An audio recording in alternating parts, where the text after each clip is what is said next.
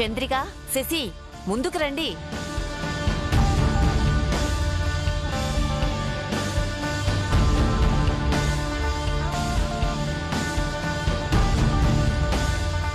ఉండమ్మా, ఎక్కడికి వెళ్తున్నావు? పక్కనుండమన్నారుగా, వెనక్కి వెళ్తున్నాను. వెనకేంటమ్మా, అభిపక్కన నుంచో. నేనే మీ వంశ వారసురాలు కాదు కదా, ఆఫ్టర్ ఆల్ మీ ఇంటి కోడల్ని.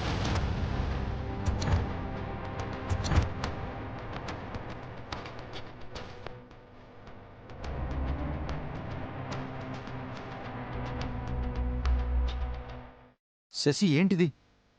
ఏం మాట్లాడుతున్నావు?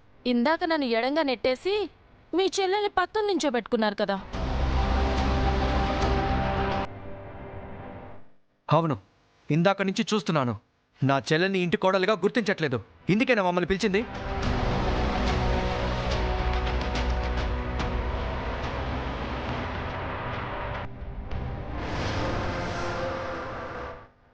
అరవకండి సార్, అందరూ చూస్తున్నారు. అందరి ముందు నా చెల్లెలికి అవమానం జరిగితే పర్వాలేదా? తప్పుగా అనుకోకండి బాబు. ఈ వంశంలో, ఈ తరంలో ఈ అన్నా చెల్లెళ్లే వారసులు. అందుకనే వీళ్లతో పూజ చేయించాలనుకున్నాం. అయితే వాళ్ళతోనే చేయించండి, నేనెందుకు? ఇదే గొడవ పడే సమయం కాదు శశి. శశి ఏంటి శశి? నేను మీ అన్నయ్య భార్యని. కాల్ మీ వదిన.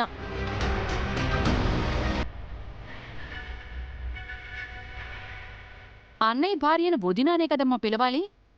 పేరు పెట్టి పిలవటం ఏం సంస్కారం? మీరు ఆపుతారా వదినా? ఏ చాణక్యను దివ్య పెళ్లి చేసుకోగానే దివ్యను శశి వదిన అని పిలవలేదా? దివ్య శశిని వదిన అని పిలవడానికి తప్పే ఉంది.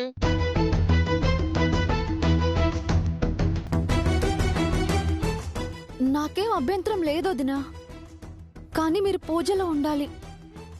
ఎంట్రన్స్ దగ్గర లేని ఇంపార్టెన్స్ ఇప్పుడెందుకు? అలా అడుగు శశి. అక్కడేమో పక్కన పెట్టి ఇక్కడేమో పూజలో ఉండాలంటున్నారు. భార్యాభర్తలుగా ఉండాలి బాబు. మీకు మీ వారసులే కావాలి కదా, మేమెందుకు? అర్థం చేసుకో శశి, ఆర్గ్యూ చేయకు. సారీ అభి, నేను హర్ట్ అయ్యాను. నాకు ఏ పూజ వద్దు. ఇందాక నన్ను పక్కన పెట్టేశారు కదా, పూజ అయ్యే వరకు పక్కనే ఉంటాను. అమ్మా శశి,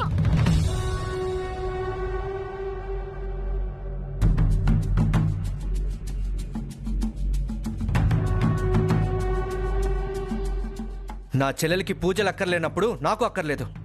నేను పక్కనే ఉంటాను. సార్, బాబు చాణక్య,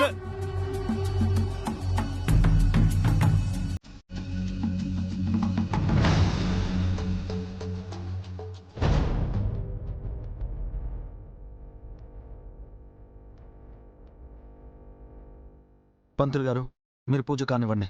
చాణక్య శశి లేకుండా పూజ ఎలారా? పర్వాలేదు జేజీ, పూజ అయ్యాక శశికి నేను సర్ది చెప్తాను. ఇప్పుడు పూజకు ఆలస్యం అవుతుంది. పంతులు గారు,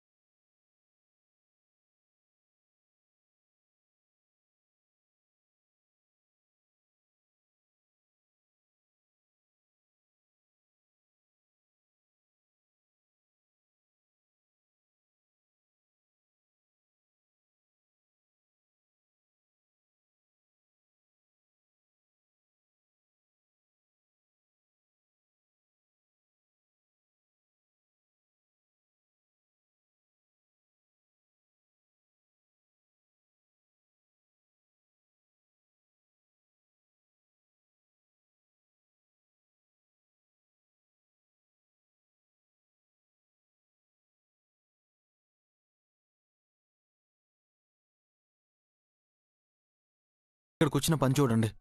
సరే సార్. రండి దివ్యమ్మ.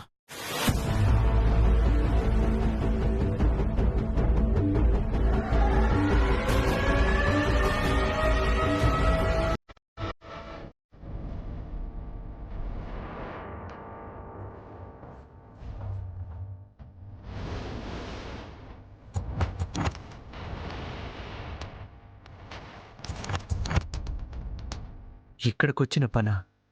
ఏంటది? అంటే నా డౌట్ నిజమే అన్నమాట. వీళ్ళు ఏదో పని మీద ఇక్కడికొచ్చారు. అదేంటో తెలుసుకోవాలి. వీళ్ళని రెడ్ హ్యాండెడ్గా పట్టుకోవాలి.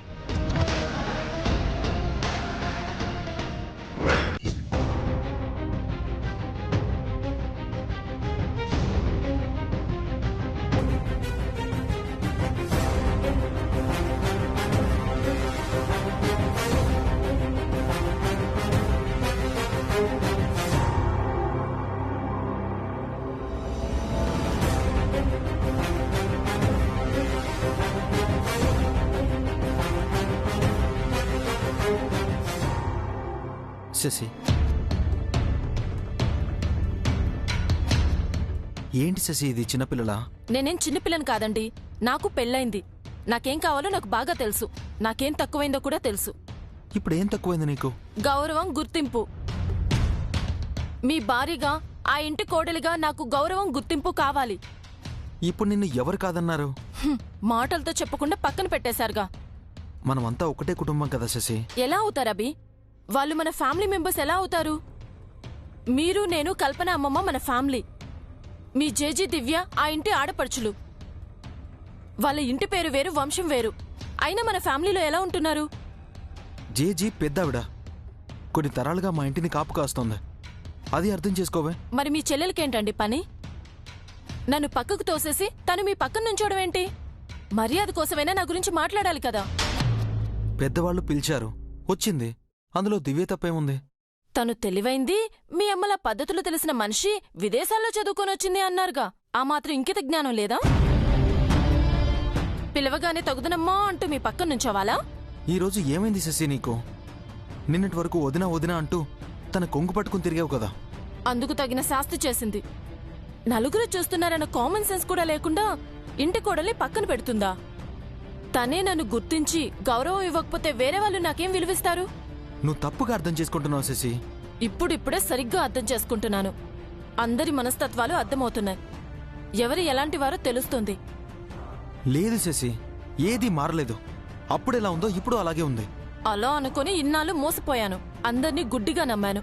ఇకపై అలా ఉండనబి. ఖచ్చితంగా ఉండను. ఎంతో చదువుకున్నావు, లోతుగా ఆలోచిస్తావు, వయసుకు మించిన మెచ్యూరిటీ ఉంది. అయినా ఎందుకిలా మాట్లాడుతున్నావు శశి? నా గురించి నేను ఆలోచించడం తప్ప అబి? నా వ్యక్తిత్వం కోసం, ఐడెంటిటీ కోసం నేను ఫైట్ చేయడం తప్ప? నేను ఎవరూ కించపరచలేదు, తక్కువ చేయలేదు. అరే నీ స్థానాన్ని కూడా కాదనలేదు కదా. మరి ఇందాక జరిగిందేంటి? అవమానకరంగా నా స్థానాన్ని తగ్గించడం కాదా? నువ్వింత సీరియస్గా తీసుకుంటావు అనుకోలేదు. గాయమైనప్పుడే పెయిన్ తెలుస్తుంది అబి. ఇప్పటి వరకు ఒక లెక్క, ఇకపై ఒక లెక్క. నాకే కష్టం రాకుండా చూసుకుంటాను అన్నావు. అలాగే నా గుర్తింపుకి, గౌరవానికి భంగం కలగకుండా చూసుకో. నిన్ను నమ్మి వచ్చాను. నాకు దక్కాల్సింది నాకు దక్కాలి. కాదని నన్ను బాధ పెట్టినా, నా వల్ల మా అన్నయ్య బాధపడినా నేను సహించను. నాపై నీకున్న ప్రేమని బాధ్యతగా తీసుకో. నేను నీ భార్యనని మర్చిపోకు. శశి, శశి,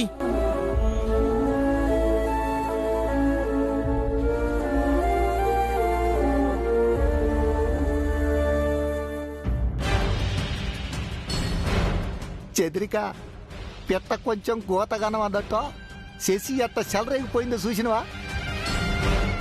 భయపడకుండా అభిగాడితో చెప్పాల్సింది సూటిగా చెప్పేసిద్దా. ఎంతైనా చాణిక్య చెల్లెలు కదా పౌడరు. ఆ మాత్రం పొగరు పవరు ఉంటాయి మరి.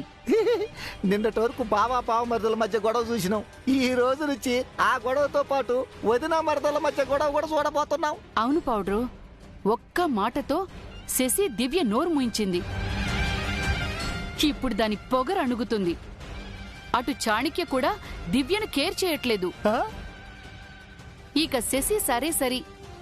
శాపం కంటే ముందు ఈ అన్నా చెల్లెళ్ళ సూటిపోటి మాటలతో దివ్య చచ్చేలా ఉంది.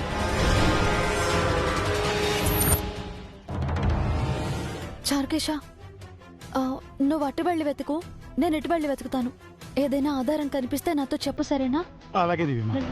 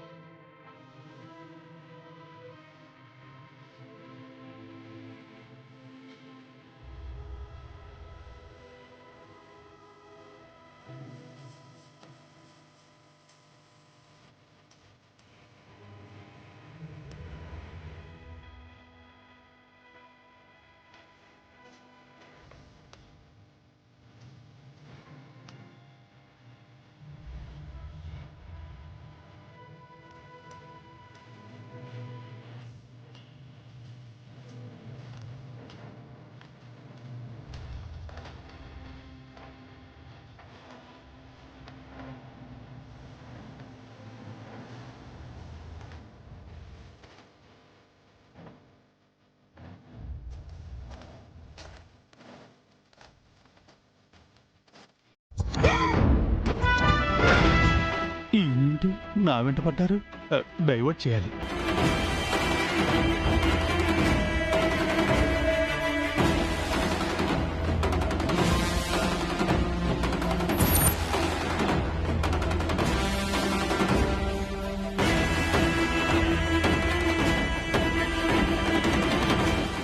చేసిన ఓవర్ యాక్షన్ చాలు, మ్యాటర్ ఏంటో చెప్పు. It's selfie time sir. చా, గోడ మీద బల్లుల్లో గోడ వెంట పాకుతున్నారు దేనికోసం? నాలెడ్జ్ కోసం సార్. ఇది పురాతనమైన టెంపుల్ సార్. నువ్వేమైనా పురావస్తు శాస్త్రవేత్తవా? గోడల మీద నీకేం కనిపిస్తుంది? సార్, ఆర్ట్, కళ. కాకి రెట్టేం కాదు, కళను ఆస్వాదించే మొహాలమివి. ఏమిటి సార్ అలా అంటారు? శిలలపై శిల్పాలు చెక్కినారు, శిలలపై శిల్పాలు చెక్కినారు, మన వాళ్ళు సృష్టికే అందాలు తెచ్చినారు. ఆపు, నువ్వు నీ వెదవ గొంతు. ఏం సార్ బాలేదా? నువ్వేమైనా ఘంటసాల సుబ్రహ్మణ్యం అనుకుంటున్నావా? చిన్నపిల్లలు వింటే దడుచుకుంటారు. అందుకే సార్ పిల్లలు లేని ప్లేస్ చూసి పాడాను. నీ పిశాచి పాటగోల ఆపు. ఏమిటి సార్? ఏమిటి సార్ మీ ఉద్దేశం? స్వతంత్ర దేశంలో పాట పాడే హక్కు కూడా లేదా నాకు? ఆపు, మ్యాటర్ డైవర్ట్ చేయకుండా స్ట్రైట్ గా చెప్పు. నువ్వు అది కలిసి ఏం వెతుకుతున్నారు? ఏం లేదు సార్.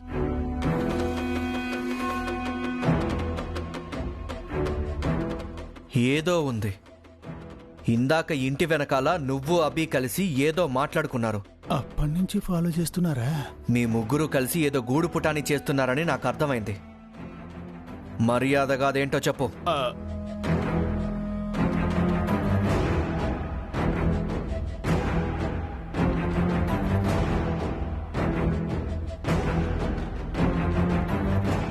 అదో రహస్యం సార్. రహస్యమా? బ్రహ్మ రహస్యం. మీరెవరితోనూ చెప్పకూడదు.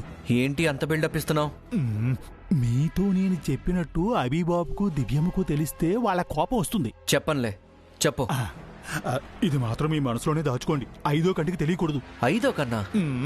మేము ముగ్గురుమా, మీతో కలిపి 4.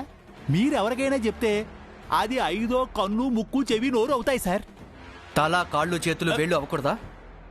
మీరు ఇంటెలిజెంట్ సార్, ఇట్టే పడేస్తారు. ఇక ఉంటానండి. ఆగు చారుకేశా, మళ్ళీ ఏమిటి సార్? చెప్పకుండా వెళ్తున్నావేంటి? చెప్పేశాను కదా సార్. ఏం చెప్పావు? రహస్యం. ఏంటా రహస్యం? అదే సార్ రహస్యం. అంతా విని మళ్ళీ అడుగుతారేమిటండి? నువ్వు నాకేం చెప్పలేదు కదా. చెప్పకూడదే రహస్యం అంటే. మీరు కూడా ఎవరితోని చెప్పకండి, ముఖ్యంగా 5వ మనిషికి. చారుకేశ్, వీడు నాకేం చెప్పాడు? నేనేం విన్నాను? కన్ఫ్యూజ్ చేసి వెళ్ళాడే. నా ఉప్పు తిని అక్కడ విశ్వాసం చూపిస్తున్నాడన్నమాట. చెప్తా, ఎలాగైనా వీళ్ళ బండారం బయట పెడతాను.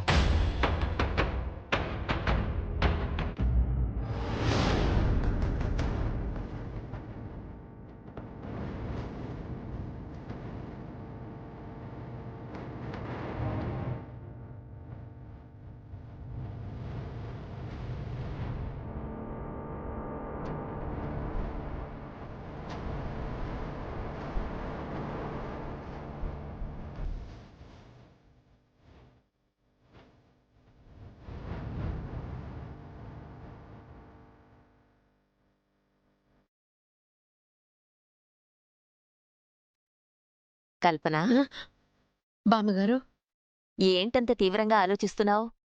నా పెళ్ళైన కొత్తలో ఈ ఊరికి ఈ గుడికి రావడం అంటే ఎంతో ఇష్టంగా ఉండేది. ఇప్పుడు గుండెలు అరచేతులు పెట్టుకుని రావాల్సొస్తోంది. శాపం పుట్టుకకు, కోడళ్ల చావులకు ఈ ఊరు ఈ గుడే సాక్ష్యం.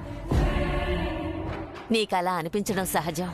కాని అమ్మవారు కరుణించకపోతారా అని చిన్న ఆశ. ఈ ఊరొచ్చాం, గుడికొచ్చాం. ఇక హైదరాబాద్ వెళ్ళిపోదాం బామ్మగారు, వెంటనే వెళ్ళిపోదాం.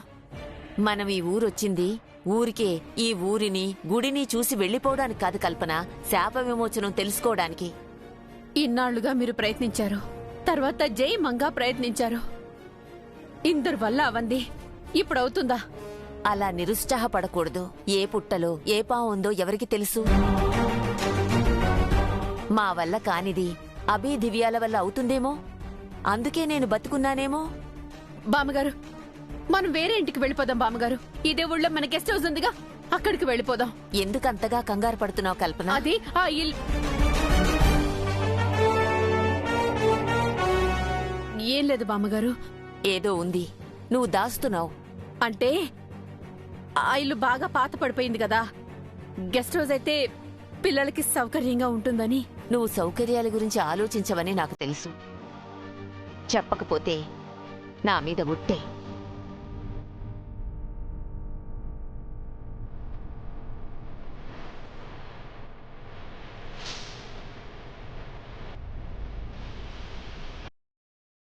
ఇప్పుడు మనం ఉంటున్న ఆ ఇంట్లో పెద్ద పాముంది బామ్మగారు.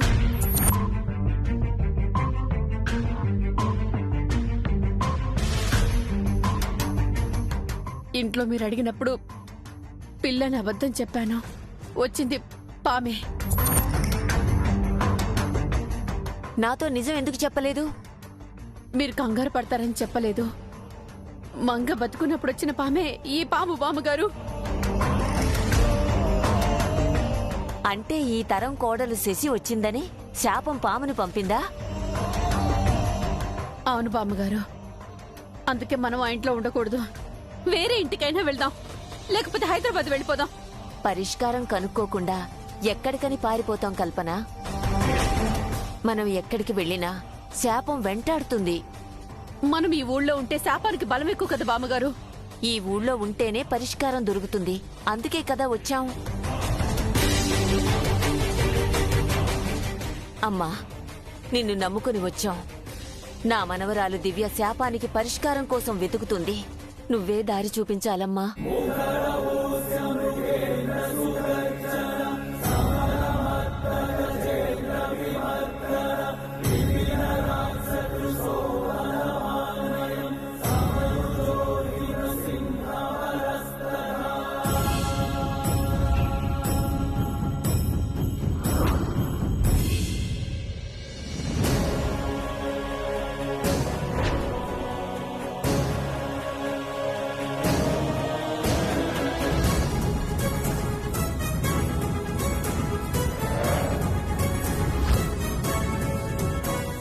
చారుకేశకేదో కనిపించినట్టుంది.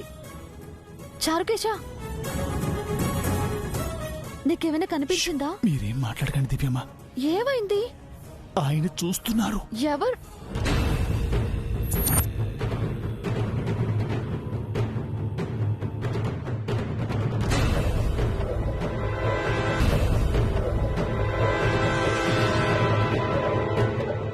ఏంటన్నావు? నేనేమన్నాను? అవును సార్, దివ్యమ్మ ఏం అనలేదు. నువ్వు నోరుమై, నువ్వు చెప్పు. ఏం చెప్పాలి? ఇందాకేంటన్నావు? ఏమీ అనలేదే. ఏదో కనిపించిందా అన్నావు. అదే శశ గురించి అడిగాను. శశి గురించేంటి? అదే సార్, ఇందాకే శశమ్మ కోపంతో వెళ్ళారు కదా. నిన్ను నోరు మూసుకోమన్నాను. నువ్వు నన్ను కన్ఫ్యూజ్ చేసింది చాలు. నీకు విశ్వాసం తక్కువ, ఓవరాక్షన్ ఎక్కువ. చెప్పు, ఇద్దరు దేని వెతుకుతున్నారు? శశినే వెతుకుతున్నాం. నీ మాయ మాటలు నా దగ్గర కాదు. శశి దగ్గరికి నేను వెళ్తాను, మీరిద్దరూ వచ్చిన పని చూడండి అని మీ అన్నయ్య చెప్పడం నేను విన్నాను.